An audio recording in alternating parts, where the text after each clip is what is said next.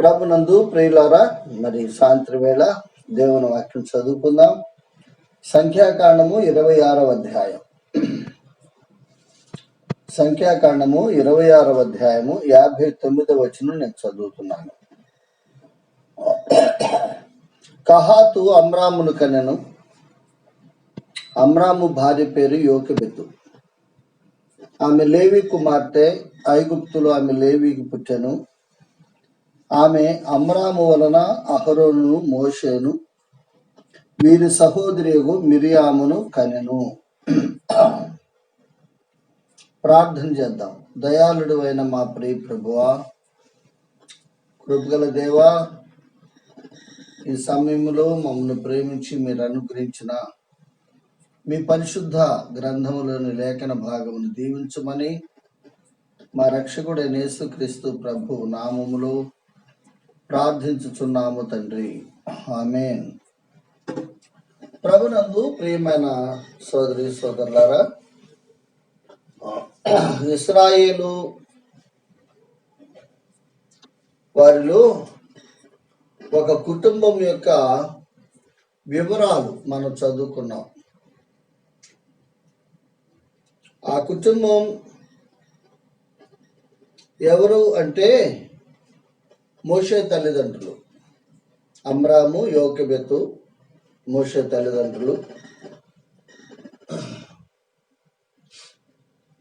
వారి పిల్లలు ముగ్గురు, అహరోను, మోషే, సహోదరియగు మిరియాము అని చూస్తున్నాం.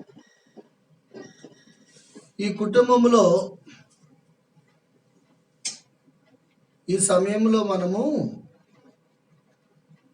వారి పిల్లల ముగ్గురులో మిరియాముని గురించి కొన్ని తలంపులు మనం చూద్దాం. మోషేలో చాలా పాఠాలు ఉన్నాయి, అహరోనులో చాలా పాఠాలు ఉన్నాయి. మరి మిరియాములో కూడా దేవుని పిల్లలమైన మనకు పాఠాలు ఉన్నాయి.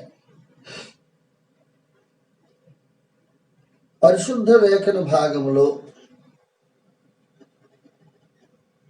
59వ వచనంలో అహరోను, మోషే వీరి సహోదరియగు మిరియాము అని పరిశుద్ధాత్ముడు వ్రాశాడు. వీళ్ళు ఎవరు పెద్దవారు, ఎవరు చిన్నవారు, రెండో వారు ఎవరు? ముగ్గురు పిల్లలు కదా. ఇది మనం మొదటిగా మనం తెలుసుకోవాలి. ఇది తెలుసుకోవాలంటే సంఖ్యాకాండమే 33వ అధ్యాయం చూద్దాం. సంఖ్యాకాండము 33వ అధ్యాయం 39వ వచనం. అహరోను 123 ఏండ్ల ఈడు గలవాడై హోరు కొండ మీద మృతి పొందెను. అహరోను చనిపోయినప్పుడు అహరోను వయసు 123 ఏండ్లు. ఇది అలా మనసులో పెట్టుకోండి. ఆ తర్వాత ఇప్పుడు ద్వితీయోపదేశకాండం 34వ అధ్యాయం. ద్వితీయోపదేశకాండం 34వ అధ్యాయము 7వ వచనం చదువుతున్నా. మోషే చనిపోయినప్పుడు 120 సంవత్సరముల ఈడు గలవాడు. అహరోను చనిపోయినప్పుడు 123 ఏండ్లు. మోషే చనిపోయినప్పుడు మోషే వయసు 120 ఏండ్లు. కాబట్టి ఇప్పుడు అహరోను వయసు మనకు తెలిసిపోయింది, 123 ఏండ్లు. మోషే వయసు తెలిసిపోయింది, 120 ఏండ్లు.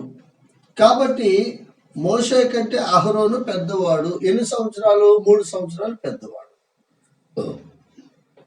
ఇప్పుడు మరి ఒకసారి నిర్గమకాండము కూడా, నిర్గమకాండము 7వ అధ్యాయం చూడండి. నిర్గమకాండం 7వ అధ్యాయము 7వ వచనం చదువుతున్నా. ఎందుకంటే వారి వయసులు మనం తెలుసుకోవాలి. వారు అనగా అహరోను, మోషే ఫరోతో మాట్లాడినప్పుడు మోషేకు 80 ఏండ్లు, అహరోనుకు 83 ఏండ్లు. కాబట్టి ఈ స్థలాలన్నింటిలో మనం గమనించినప్పుడు అహరోను కంటే మోషే చిన్నవాడని, 3 సంవత్సరాలు మోషే కంటే అహరోను పెద్దవాడని మనకు అర్థమైంది. మరి మిరియాము వయసు ఎంత? మిరియాము వయసు కూడా మనకు తెలియాలి కదా. మిరియాము వయసు తెలియాలంటే నిర్గమకాండం 2వ అధ్యాయానికి రావాలి. చూడండి, నిర్గమకాండం 2వ అధ్యాయం.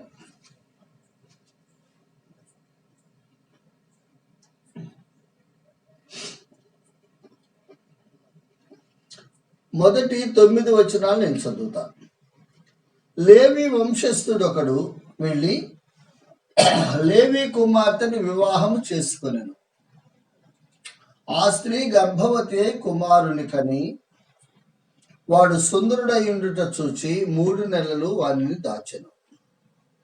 తర్వాత ఆమె వాని దాచలేక వాని కొరకు ఒక జమ్ము పెట్టి తీసుకుని దానికి చిగటమన్నును కీలును పోసి అందులో ఆ పిల్లవాడిని పెట్టి ఏటి ఒడ్డున జమ్ములో దానిని ఉంచగా వానికి ఏమి సంభవించునో తెలుసుకున్నట్టు వాని అక్క దూరముగా నిలిచి ఉండరు. వాని అక్క అంటే మిరియాము.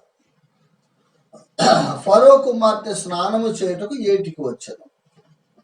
ఆమె పనికత్తెలు ఏటి ఒడ్డున నడుచుండగా ఆమె నాచులో నా పెట్టెను చూచి తన పనికత్తె ఒకటిని పంపి దాన్ని తెప్పించి తెరచి ఆ పిల్లవాడిని చూచినప్పుడు ఆ పిల్లవాడు ఏడ్చుచుండగా చూచి వాని యందు కనికరించి వీడి హెబ్రీల పిల్లలలో ఒకడనను. అప్పుడు వాని అక్క, రెండోసారి వచ్చింది అక్క, ఫరో కుమార్తెతో నీ కొరకు ఈ పిల్లవాడిని పెంచుటకు నేను వెళ్ళి హెబ్రీ స్త్రీలలో ఒక దాదిని పిలుచుకొని వస్తున్నా నేను.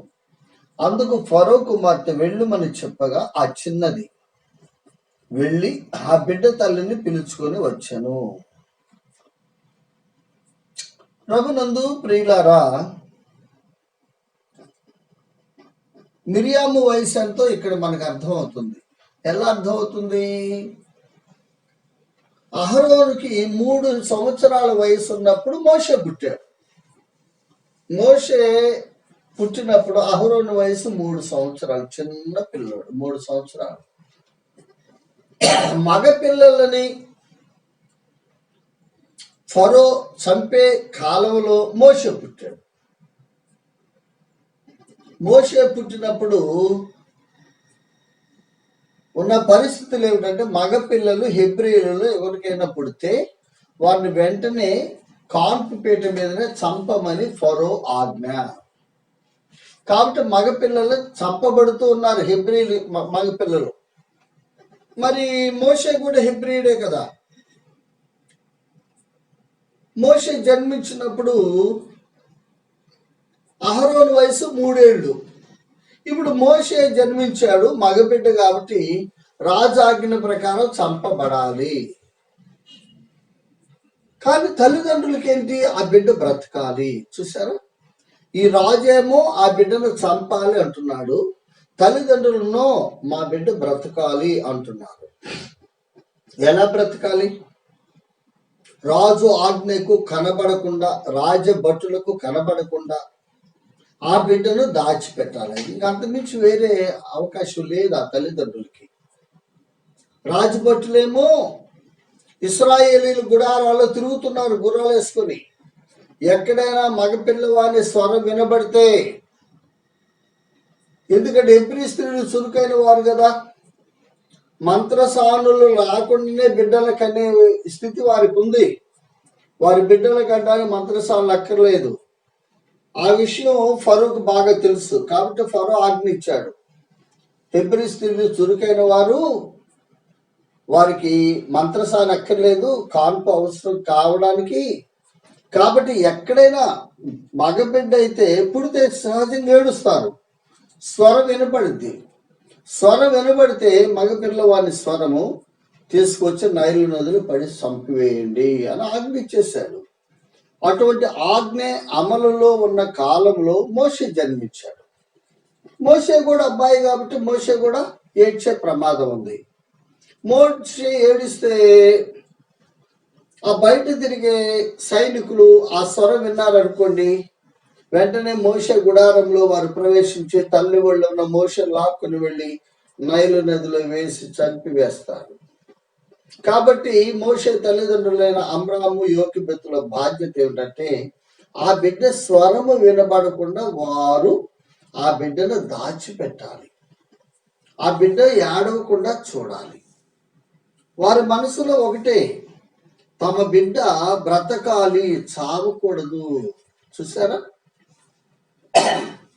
ప్రతి తల్లిదండ్రులకి ఈ కోరిక ఉండాలండి. మొట్టమొదటిగా మోషే తల్లిదండ్రులకు మాత్రమే కాదు, ఈ ప్రపంచంలో ప్రతి తల్లిదండ్రులకి ఇదే కోరిక ఉండాలి. మన బిడ్డలకి అనేది చచ్చిపోవడానికి కాదు. వారు చచ్చిపోతే మనం ఎందుకు కనాలండి బిడ్డల్ని? ఒక తల్లి ఒక బిడ్డను కనాలంటే తన ప్రాణం పోవడానికి ఇష్టపడి బిడ్డను కంటుంది. అలా కన్న బిడ్డ చచ్చిపోతే ఆ తల్లిదండ్రులకి ఏమి సంతోషం, ఏం ప్రయోజనం? బ్రతకాలి కదా. కాబట్టి మోషే చనిపోకూడదు. తల్లిదండ్రుల ఆలోచన మోషే చనిపోకూడదంటే ఎవరు కాపాడాలి, ఎలా కాపాడాలి? ఇక్కడ మనం దైవ గ్రంథంలో చూస్తే ఆ స్త్రీ గర్భవతి కుమారుని కని వాడు సుందరుడై ఉండడు చూచి 3 నెలలు వానిని దాచను, తర్వాత ఆమె వాని దాచలేక 3 నెలలకు స్వరం పెరిగింది మోషే గారికి, దాచలేక ఇప్పుడు ఆ బిడ్డ కోసం ఒక ఏర్పాటు చేస్తున్నారు. ఆ ఏర్పాటు మనకు తెలుసు. జమ్ము పెట్టి చేసి జమ్ము పెట్ల బిడ్డను పెట్టి నైలు నదిలో పెట్టాలి. నైలు నదిలో పెడితే కాపలా ఎవరు ఉండాలి? మరి వాళ్ళ అన్నగారు ఉండాలి. యథార్థంగా అన్నగారి వయసు అంతా 3 ఏళ్ళు. 3 ఏళ్ల పిల్లోడు కాపలా ఉంటాడా? అసాధ్యం. కాబట్టి ఇక మిగిలింది ఎవరు? ఆడపిల్ల. కాబట్టి ఆడపిల్ల మిరియామును కాపలా పెట్టారంటే అహరోను కంటే మిరియాము పెద్దది. అది క్లియర్. ఇక్కడ సహజంగా మోషేకి అహరోనికి 3 ఏళ్ల వ్యవధి ఉంది కాబట్టి ఏడము, అహరోనికి మిరియాముకు 3 ఏళ్ళ వ్యవధి ఉందని మనం అనుకోవచ్చు, అంతే. కాబట్టి ఇక్కడ మోషే జన్మించినప్పుడు మిరియాము వయసు 6 సంవత్సరాలు, అహరోను వయసు 3 సంవత్సరాలు, మోషే వయసు 3 నెలలు. అంటే 3 నెలలకి జమ్ము పెట్టెలో పెట్టి నైలు నదిలో పెడుతున్నారు. అది కాబట్టి 6 సంవత్సరాల వయసు గల మిరియాము, 3 సంవత్సరాల వయసు గల అహరోను, 3 నెలల వయసు గల మోషే. ఇది ఇక్కడ చరిత్ర. ఇప్పుడు మోషేని ఆ తల్లిదండ్రులు జమ్ము పెట్టెలో పెట్టి నైలు నదిలో ఆ జమ్ము పెట్టి పెడుతున్నారండి. నైలు నదిలో పెట్టిన తర్వాత ఆ జమ్ము పెట్టిని గమనించాలి. మరి తల్లిదండ్రులిద్దరు అక్కడికి వెళ్ళడానికి వీల్లేదు. ఫరో సైనికులు ఒప్పుకోరు. అమరాబు కానీ యోకెబెతు కానీ వెళ్ళి ఆ నైలు నది ఒడ్డున ఆ బిడ్డ పెట్టిన జమ్ము పెట్టిన చూస్తూ ఉంటే రాజభట్లు వస్తారు, మీరు ఎందుకు ఎక్కడ ఉన్నారని వాళ్ళని కొట్టి చెరసాల్లో వేస్తారు, అంతే. కాబట్టి వాళ్ళు ఉండడానికి వీల్లేదు. అహరోను 3 సంవత్సరాలు చిన్న పిల్లవాడు కాబట్టి ఆయన వెళ్ళడానికి వీల్లేదు. ఆయన వెళ్ళలేడు. 3 సంవత్సరాల పిల్లడు ఏం కాపలా ఉంటాడండి? కాబట్టి ఇక కాపలా ఎవరంటే 6 సంవత్సరాల వయస్సు గల మిరియాము. ఈ సమయంలో మన పాఠంలో ముఖ్య అంశం మిరియాము. 6 సంవత్సరాల వయసు గల మిరియాములో మనం నేర్చుకునే పాఠాలు ఏమిటి? అది మనం ధ్యానం చేద్దాం. ఆ 3 నెలలు ఆ భార్యాభర్తలు అంటే అమ్రాము యోకెబెతు బహుశా ప్రతిరోజు మోషేను చూచి ఏడ్చేవారేమో. ఎందుకంటే ఎప్పుడు సైనికులు వస్తారో, ఎప్పుడు ఈ బాబును పట్టుకొని వెళ్ళిపోతారో, ఈ బాబు స్వరం ఒకవేళ పెద్దగా వినబడితే ఆ సైనికులు వచ్చి ఈ బాబుని తీసుకుని వెళ్ళి నైల్ నదిలో వేసి చంపేస్తారు. మా బాబు చనిపోకూడదు, మా బాబు బ్రతకాలి. ఆ ఇద్దరు ఎంతగా ప్రార్థన చేశారో, వారు ఎంతగా కుమిలి ఏడ్చారు, వారు ఎంతగా దిగులు పడుతున్నారు, ఎన్నిసార్లు వారి యొక్క విషయాలు ఒకరితో ఒకరు పంచుకుంటున్నారు. ఆ విషయాలన్నీ అహరోను కూడా వింటాడు, కానీ వాడికి అర్థం కాదు. 3 ఏళ్ల పిల్లడికి ఏం అర్థమైందండి? కానీ 6 ఏళ్ల అమ్మాయి ఉందే మిరియాము, అమ్మా నాన్న మాటలు వింటా ఉంది. అమ్మా నాన్నలు ఏడ్చుకోవటం, తమ్ముడు మోషే మోషే చచ్చిపోతాడని చెప్పుకోవటం, మోషేను మనం కాపాడాలని చెప్పుకోవటం, మనం కాపాడుకోలేమని చెప్పుకోవటం, మోషే కొరకు ఏడవటం, మోషే కొరకు ప్రార్థన చేయటం, ఇవన్నీ గమనిస్తూ ఉంది ఎవరు? మిరియాము. ఎందుకంటే 6 ఏళ్ల వయసు అంటే కొద్దిగా ఊహ తెలిసిన వయసు. ఒకరోజు తల్లిదండ్రులు మిరియాము దగ్గర కూర్చోబెట్టుకొని, అమ్మా నువ్వు చూస్తున్నావు కదా,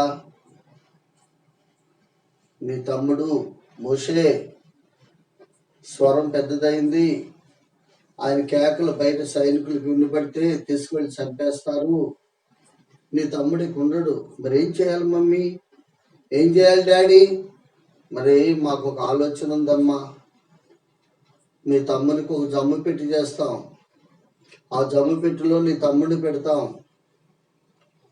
నీ తమ్ముడు పెట్టి తీసుకువెళ్ళి నైలు నదిలో జమ్ములో దాచిపెడతాం, నువ్వు కాపలా ఉండాలి. ఏ సమయంలో తీసుకెళ్తారండి? సైనికులు పగలైతే సైనికులు చూస్తారు, పగలు తీసుకెళ్ళడానికి లేదు. కాబట్టి తెల్లవారుజామున అందరు నిద్రపోయే సమయంలో, చెమ్మ చీకటిగా ఉన్న సమయంలో ఆ పెట్టెని తీసుకొని, ఈ చిన్న చెల్లిని తీసుకొని, మిరియాముని తీసుకొని ఆ నైలు నదికి వచ్చి ఆ భార్య భర్తలు ఆ ఒడ్డులో జమ్ములో ఈ బిడ్డని పెట్టి మిరియాముతో అన్నారు, అమ్మా మేము ఇక్కడ ఉండకూడదు, మేము ఇక్కడ ఉంటే రాజ్యభటులు చూస్తారు, మమ్మల్ని చంపేస్తారు, మమ్మల్ని విచారిస్తారు, ఈ బిడ్డ ఉన్న సంగతి తెలిసిపోయింది, ఆ బిడ్డను కూడా చంపేస్తారు, కాబట్టి మేము వెళ్ళిపోవాలి, ఆ బిడ్డకు నువ్వు కాపలా ఉండాలి. ఏమండి, 6 సంవత్సరాల చిన్న పిల్ల, ఒక ఆడపిల్ల చీకటిలో కాపలా ఉండగలదా? అదే మన పాఠం.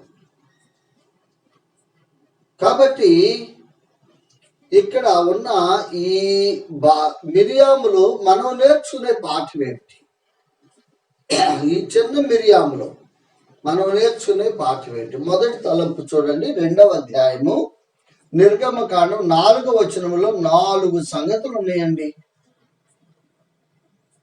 దేవుని పిల్లలమైన మనం నేర్చుకోవడానికి 4వ వచనంలో 4 సంగతులు ఉన్నాయి.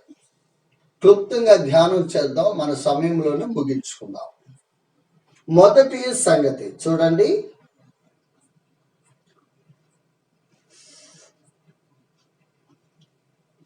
వానికి ఏమి సంభవించునో తెలుసుకొనుటకు వాని అక్క దూరముగా నిలిచి ఉండెను. వాని అక్క దూరముగా నిలిచి ఉండెను. ఇందులో మనం నేర్చుకునే మొదటి పాఠం, నిలిచి ఉన్న మిరియాము. ఎంత వయసు? 6 ఏళ్ళు. ఏ సమయం? తెల్లవారుజాము. వెలుగుందా? లేదు, చిమ్మ చీకటి. ప్రజలున్నారా? లేరు, ఒంటరి. ఎక్కడా? నది ఒడ్డున ఒంటరి. ఎంత భయంకరం! నిలిచి ఉన్న మిరియం. ఎందుకు నిలిచి ఉందంటే అక్కడే పరిశుద్ధాత్ముడు రాశాడు, వానికి ఏమి సంభవించునో. అది మిరియాం ఆలోచన ఏమిటంటే, నా తమ్ముడు చిన్నవాడు, నా తమ్మునికి ఏమి అపాయం సంభవించకూడదు. మిరియాం ఆ సమయంలో తమ్ముని కోసం తన జీవితాన్ని త్యాగం చేయడానికి సిద్ధపడింది. ఎంత వయసు? 6 ఏళ్ళ అమ్మాయి. తన జీవితాన్ని పణంగా పెట్టడానికి సిద్ధపడింది. అర్ధరాత్రి అప్పుడు లేక తెల్లవారుజాము ఆ చెమ్మ చీకట్లో పాములు వచ్చి కరవచ్చు, క్రూర మృగాలు రావచ్చు, ఏమైనా జరగవచ్చు. అన్నిటికీ సిద్ధపడింది మిరియాము. దాని కారణం ఏమిటి? తన తమ్ముని మీద ఉన్న ప్రేమ.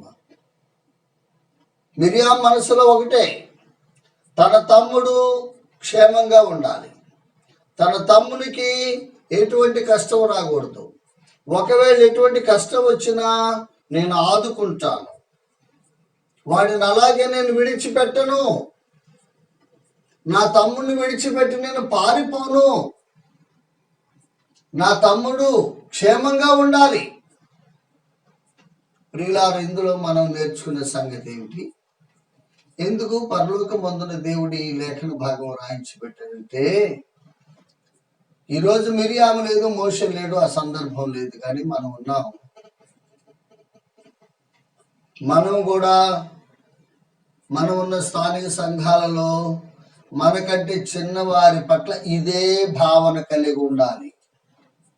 వారిని ప్రేమించాలి, వారు క్షేమంగా ఉండాలని కోరుకోవాలి. మనకంటే చిన్నవారు ఉన్నారు మన స్థానిక సంఘాల్లో, క్రొత్తగా నమ్ముకున్న వారు ఉన్నారు. వారి పట్ల మన వైఖరి ఎలా ఉంది? మనం వారిని ప్రేమిస్తున్నామా? వారిని క్షేమంగా ఉండాలని భావిస్తున్నామా? లేక చిన్న చూపు చూస్తున్నామా? వారిని అవమానకరంగా మాట్లాడుతున్నామా? వారి మనసు గాయం చేస్తున్నామా? అలా గాయం చేస్తే వారు తట్టుకోలేక మందిరానికి రావడం మానుకుంటారు. అవసరమైతే చివరకు లోకంలో కలిసిపోతారు. ఎన్నడే కానీ మనకంటే చిన్నవారిని మనం ప్రేమించాలి, కానీ వారి హృదయాలు గాయపడేటట్టు మన ప్రవర్తన ఉండకూడదు, మన మాటలు ఉండకూడదు. మిరియాం నేర్పిస్తుంది మనకి. చిన్న మిరియాం, 6 సంవత్సరాల మిరియాం ఎంత త్యాగం చేస్తుందండి, ఎంత ప్రేమిస్తుంది. కాబట్టి ఇది ఒక కోణం.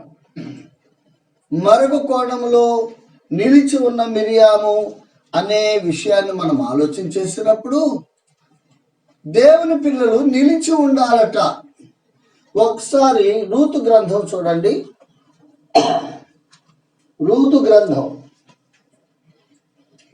గ్రంథం 2వ అధ్యాయం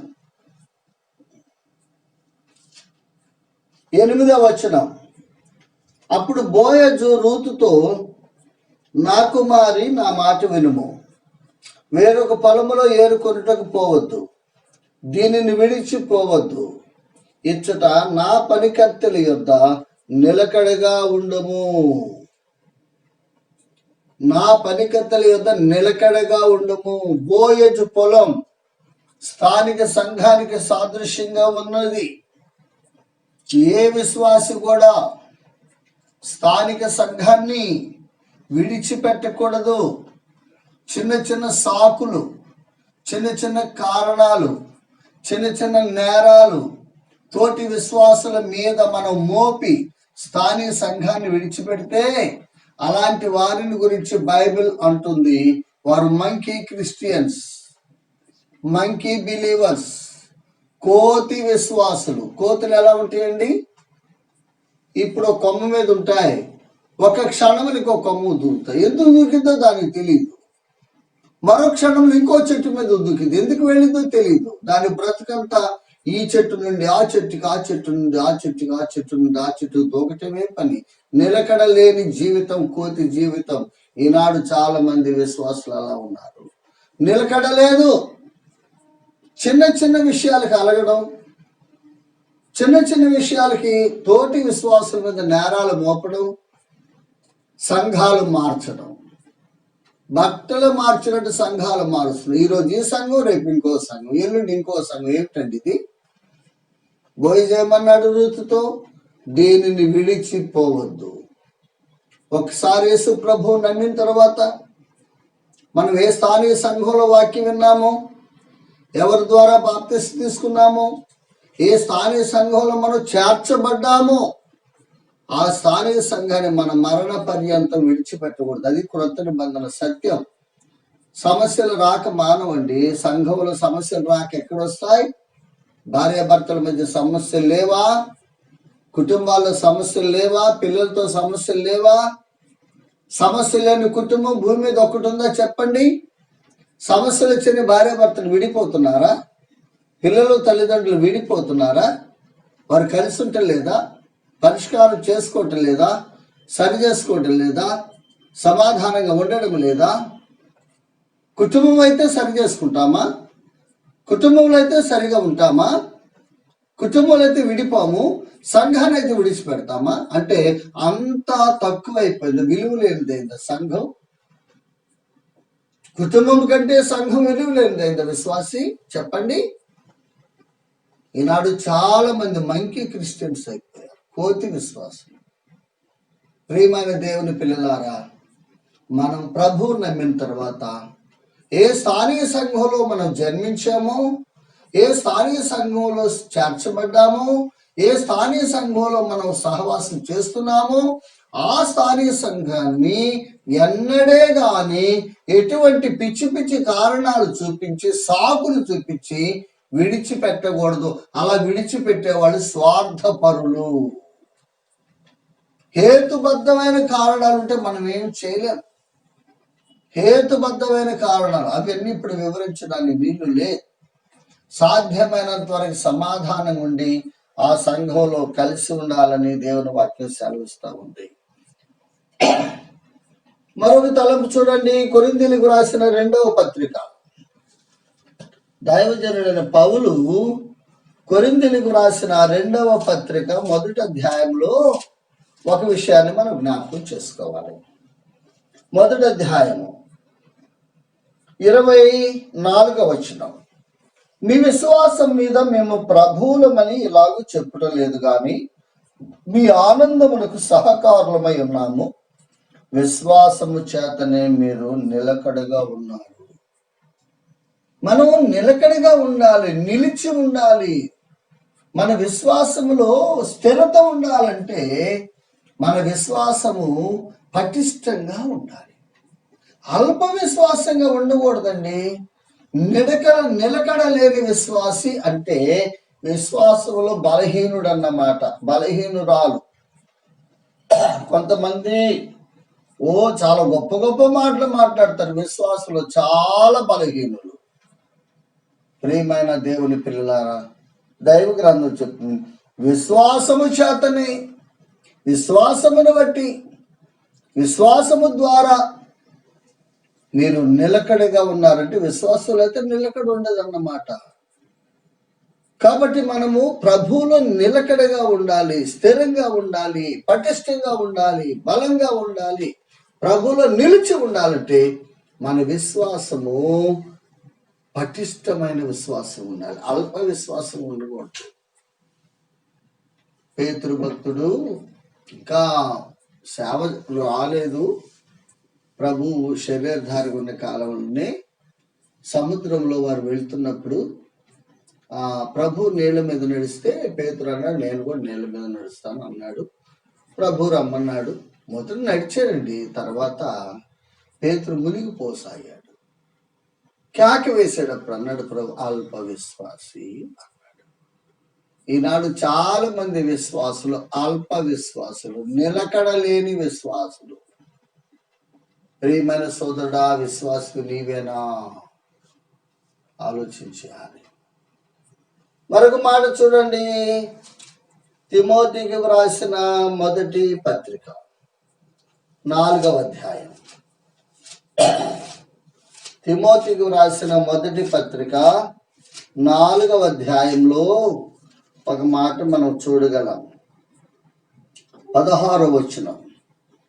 నిన్ను గూర్చియు నీ బోధన గూర్చియు జాగ్రత్త కలిగి ఉండుము, వీటిలో నిలకడగా ఉండుము. వీటిలో నిన్ను గూర్చి నిలకడగా ఉండు, నీ బోధన గూర్చి నిలకడగా ఉండు. విశ్వాసకి 2 రెస్పాన్సిబిలిటీస్ దైవ గ్రంథం ఇచ్చిందండి.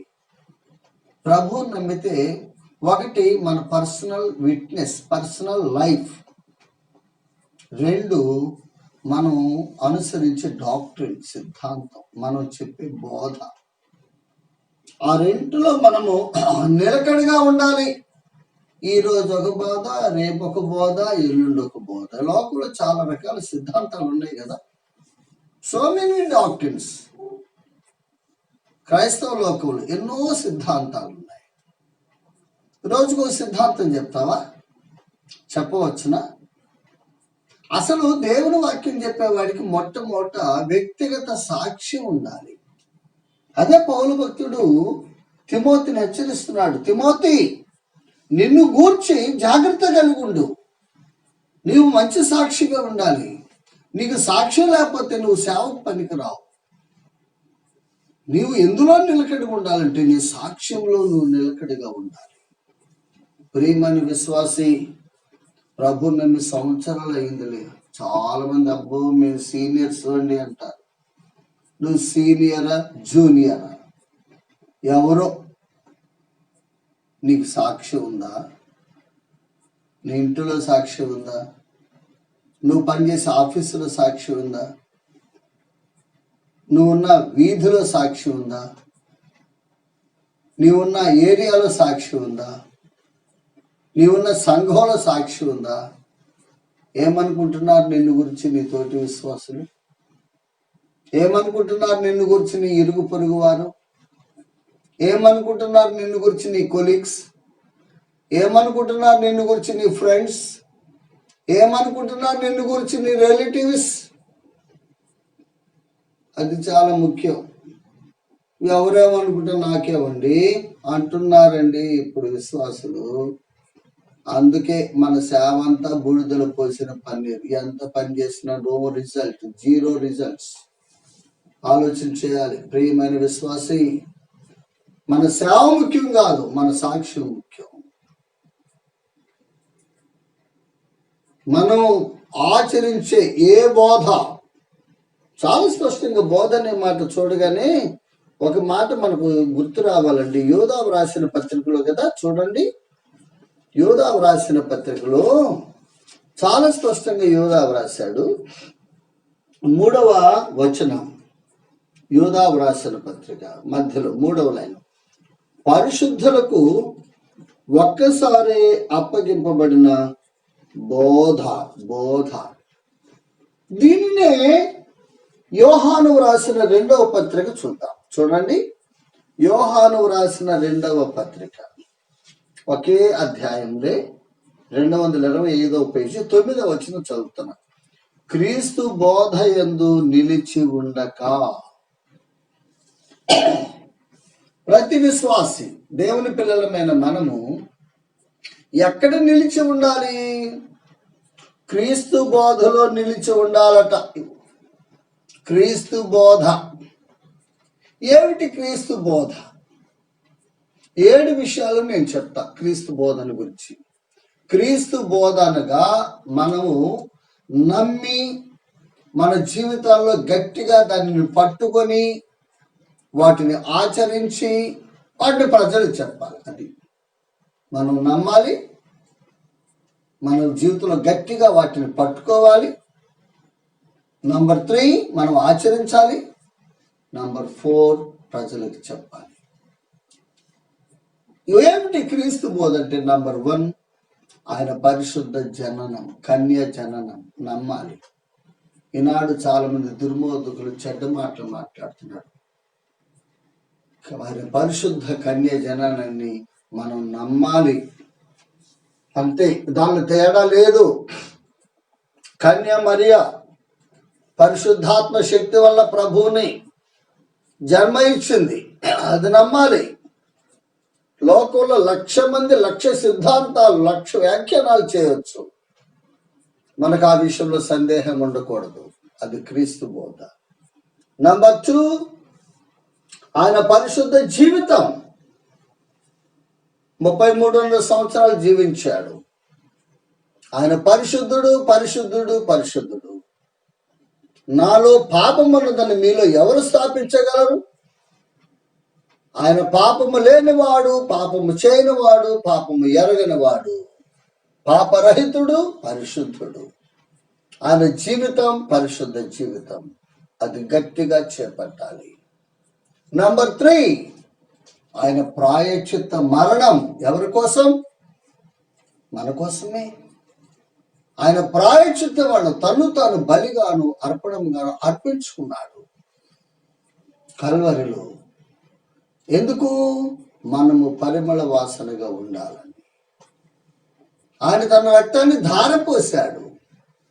తన అమూల్యమైన శరీరాన్ని అప్పగించారు. రాను వారికి వారు ముద్ద ముద్దగా నలగగొట్టారు. కండలు చీల్చివేయబడ్డాయి.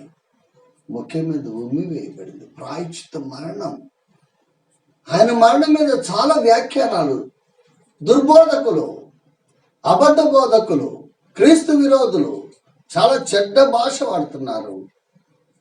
మనం ఎన్నడూ కూడా దాన్ని యాక్సెప్ట్ చేయకూడదు, అంగీకరించకూడదు. ఆయన ప్రాయశ్చిత్త మరణం ఎవరి కోసం? మన కోసమే. నంబర్ 4, ఆయన పునరుద్ధానం. నమ్మారా? యేసు ప్రభు పునరుద్ధానుడయ్యాడా లేడా? ఆనాడు వారు లంచాలు ఇచ్చి, ఆనాడు మత నాయకులు ఏం చెప్పించారు? వాళ్ళ శిష్యులు వచ్చి ఎత్తుకొని పోయారని అబద్ధ సాక్ష్యం చెప్పించారు. ఈనాడు కూడా చాలా మంది ఆయన లేవలేదంటున్నారు. లేవలేదా? యేసు ప్రభు సమాధిని గెలిచి లేవలేదా? యేసు ప్రభు పునరుద్ధానమే లేకపోతే నో మోర్ క్రిస్టియానిటీ. అసలు క్రైస్తవ్యమే లేదు. క్రైస్తవ్యానికి ఫౌండేషన్ హిస్ రిజరెక్షన్, ఆయన పునరుద్ధానం. ఆయన పునరుద్ధానమే క్రైస్తవ్యానికి పునాది. యేసు ప్రభు తెలియలేకపోతే ఎందుకండి క్రైస్తవ్యం? నంబర్ 5, ఆయన ఆరోహణము. ఆయన ఆరోహణమై వెళ్ళాడా లేడా? ఆయన ఆరోహణము. నంబర్ 6, ఆయన మహిమ గల రెండవ రాకడ ఆకాశ మండలానికి. ఎవరి కోసం? మన కోసం. ఎవరితో వస్తాడు? క్రీస్తు నందుండి నిద్రించిన వారితో వస్తాడు. Not old testament saints. పాత నిబంధన భక్తులకు అందులో తావు లేదు. క్రొత్త నిబంధన భక్తుల సముదాయాన్ని వెంట పెట్టుకొని ప్రభువారు వస్తాడు. ఎక్కడికి వస్తాడు? భూమి మీదకి రాడు, ఆకాశ మండలానికి వస్తాడు. ఒకవేళ మనం సజీవంగా ఉంటే మన ఈ దీన శరీరాలు ఆయన మహిమ గల శరీరమును సమరూపముగా మార్చబడి వారితో, అనగా ఆ పరలోకమునందున్న పరిశుద్ధులందరితో కలిసి ఏకముగా ప్రభువుని ఎదుర్కోవడానికి ఆకాశ మండలానికి వెళ్తాం. ఆయన రెండవ రాకడ. Number 7, the judgement seat of Christ. క్రీస్తు న్యాయపీఠం. ఇది క్రీస్తు బోధ అంటే. క్రీస్తు న్యాయపీఠం ఉందా లేదా? క్రీస్తు న్యాయపీఠం దగ్గర దేవుని పిల్లలు నిలబడతారా లేదా? నిలబడాలి. నిలబడినప్పుడు మనకి తీర్పు ఉన్నది. తీర్పు ఉన్నది. కాబట్టి ప్రియమైన దేవుని పిల్లలారా, మిరియాము నిలిచి ఉంది అనే విషయాలు ఇన్ని సంగతులు ఉన్నాయి. మిరియాంలో మనం ఈ పాఠాలు నేర్చుకున్నాం. మరొక సంగతి చూసి మనం ముగించుకుందాం. 2వ వచనంలోనే చూడండి, మిరియాంతో ఆ తల్లిదండ్రులు చెప్పారమ్మా, నీవు బిడ్డకి కాపలా ఉండాలి, మీ తమ్ముడికి. మరి చీకటికి మమ్మీ, ఈ తెల్లవారుజాము నాకు భయము, నేను నిలబడలేనని సహజంగా చిన్నపిల్లలు అంటారు, అందులో ఆడపిల్ల. కానీ ఆమె అనలేదు, నేను ఖచ్చితంగా నా తమ్ముడి కోసం ఉంటా, నా తమ్ముడి కోసం నేను ఉంటా. ఎందువల్ల అలా ఉంటానందంటే తన తల్లిదండ్రుల పట్ల మిరియాము చూపిన విధేయత.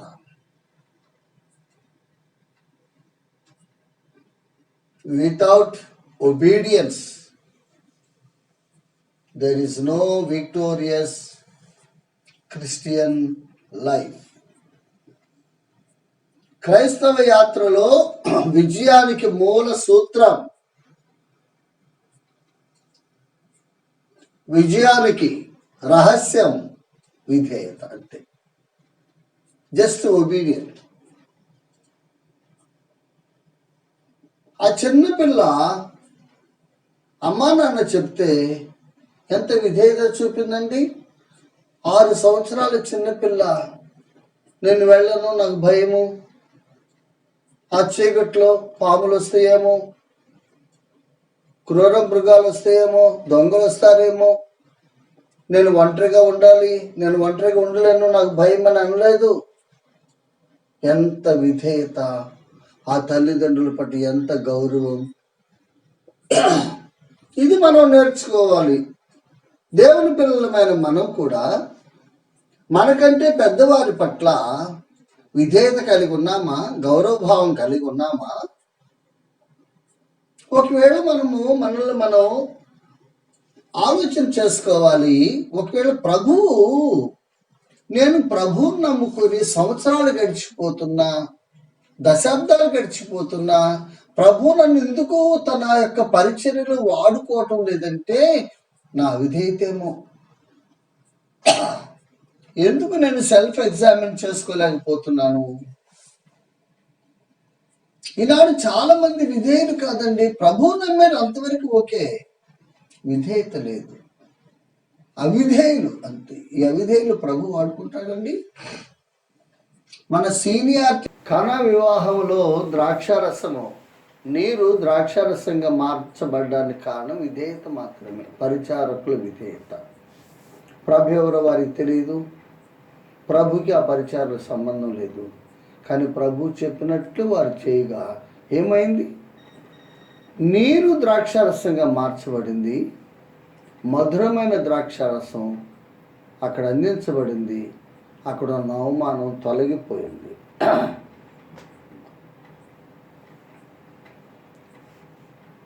నిర్గమకాండం 14వ అధ్యాయంలో సముద్రం 2 పాయలైందండి దేవుని ప్రజలు నడవడానికి. సముద్రం ఎదురుగా ఉంది, వెనకేమో ఎర్ర ఫరో సైన్యం ఉంది. దేవుడు అన్నాడు, నీ చెయ్యి చాపు అన్నాడు మోషేతో. నేను చెయ్యి చాపితే సముద్రం ఏమైందని మోషే అనుమానిస్తే సముద్రం పాయలయ్యేది కాదు. నీ చెయ్యి చాపు అన్నాడు, మోషే చెయ్యి చాపాడు, సముద్రం 2 పాయలైంది. విధేయత. అలాగే యెహోషువ గ్రంథం 3వ అధ్యాయంలో చూస్తే ఇశ్రాయేలీలు ఆ కనాను యాత్రలో యెహోషువ నాయకత్వంలో యొర్దాను నది దగ్గరికి వెళ్ళారు. యొర్దాను నది గట్లు పొర్లేటట్టు పొర్లిపోతూ ఉంది, భయంకరమైన నీరు. ఇప్పుడు ప్రభు అన్నాడు, మందసాన్ని ఎత్తుకొని యాజకులు ముందు దిగండి. వారి కాళ్ళు ఆ నీళ్లలో పెట్టగానే అది దారిస్తుంది యొర్దాను అన్నాడు. వారు నమ్మారు, విధేయత చూపారు, మందసాన్ని ఎత్తుకున్నారు. యాజకులు ఆ నీళ్లలో దిగారు, అది 2 పాయలైంది. 6 నెలలు నడిచారు. యోహాను సువార్త 9వ అధ్యాయంలో ఒక గుడ్డివాడు ప్రభు అడిగాడు, నీకు చూపు కావాలి, ఓకే. వాడి కళ్ళ మీద బురద పూసి సిలోయమని కోనేటికి వెళ్ళి కడుక్కోమన్నాడు. వాడేమో చూపు కావాలంటే ఈయన ఏం చేశాడు, బురద పూసాడు. ఒక సహజంగా కళ్ళల్లోకి బురద వెళ్తే ఉన్న చూపు పోయింది. కానీ ప్రభు బురద పూస్తుంటే వాడు సంతోషించాడు. వెళ్ళి సిలోయమని కోనేట్లో కడుక్కోమంటే వాడు విధేయతతో పోయి కడుక్కున్నాడు, చూపు వచ్చింది. ఆ గురిటి వాడికి చూపు రావడానికి కారణం విధేయత. స్థానిక సంఘంలో కూడా దేవుడు తన స్వరక్తం ఇచ్చి సంపాదించి సంఘాన్ని కాయడానికి అధ్యక్షులుగా ఉంచాడు, పెద్దలుగా ఉంచాడు. ఆ పెద్దలకు లోబడి ఉండాలని హెబ్రీ గ్రంథకర్త 13వ అధ్యాయము 17వ వచనంలో మాట్లాడుతున్నాడు. ఆ పెద్దలు మోటువారు కావచ్చు, చదువు లేని వారు కావచ్చు, విద్యావంతులు కాకపోవచ్చు, డబ్బు లేని వారు కావచ్చు, హోదా లేని వారు కావచ్చు, మంచి స్థితిగతులు లేని వారు కావచ్చు, కార్లు లేని వారు కావచ్చు. కానీ వారు పెద్దలు దేవుడు ఏర్పరచుకున్నాడు. ఒకవేళ నీకు పెద్ద హోదా ఉన్నా నీవు వారికి లోబడి ఉండాలి, విధేయత చూపాలి. దైవజనుడైన పౌలు కూడా ఏమన్నాడు తెలుసా? ఒక సందర్భంలో సాక్ష్యం ఇస్తూ ఒక రాజు దగ్గర అపోస్తల కార్యములు 26వ అధ్యాయంలో, రాజా, ఆ దర్శనమునకు నేను అవిధేయుడను కాక అన్నాడు. 26:19 అపోస్తల కార్యాలు. ఆ దర్శనమునకు నేను అవిధేయుడను కాక. ఏ దర్శనం? దమస్కు మార్గంలో కలిగిన దర్శనం. కాడు ప్రియమైన దేవుని పిల్లలారా, మిరియాము విధేయత కలిగిన కుమార్తె. మిరియాములో విధేయత చూస్తున్నాం. నిలిచి ఉన్న మిరియాములో విధేయత గల మిరియాముగా ఉంది. ప్రియమైన విశ్వాసి, నీలో విధేయత ఉందా? సంవత్సరాలు గడిచిపోతున్నాయి, ఇంకా అవిధేయుడిగానే బ్రతుకుతున్నావా? అందుకే ప్రభు నిన్ను వాడుకోవట్లేదేమో. 10 ఏళ్ళు గడిచిపోయి ప్రభుని నమ్ముకొని, 20 ఏళ్ళు గడిచిపోయి ఏం లేదు నీ దగ్గర. సారం లేని విశ్వాసి, సరుకు లేని విశ్వాసులు ఈనాడు సంఘాలలో ఎక్కువైపోయారు. కారణం అవిధేయులు ఎన్నడూ టయానికి మందిరానికి రారు, ఎన్నడూ సువార్త కోడికలకు రారు, ఎన్నడూ కుటుంబ ప్రార్థనలకు రాడు, ఎన్నడూ గృహ దర్శనాలకు రారు, ఎన్నడూ ఎవరైనా బాగాలేకపోతే హాస్పిటల్కి వెళ్ళి విజిట్ చేసి ప్రేయర్ చేద్దామంటే రారు, ఎవరికైనా బాగా లేకపోతే వెళ్ళి పరామర్శించడానికి రారు, సువార్త పత్రికలు అందించడానికి రారు, సువార్త ప్రకటించడానికి రారు, సేవకు రారు. ఓన్లీ సండే క్రిస్టియన్స్, అవిధేయులు. ఇలాంటి వారిని ప్రభు వాడుకుంటాడా? మిరియాములో 2 లక్షణాలు చూసాము. నిలకడగలిగిన మిరియాము, నిలిచి ఉన్న మిరియాము. 2వ లక్షణం విధేయురాలైన మిరియాము. ప్రభు చిత్తమైతే మిగిలిన లక్షణాలు తర్వాత వర్తమానంలో చూద్దాం. ప్రభు మాటలు దీవించునుగాక. ఆమేన్.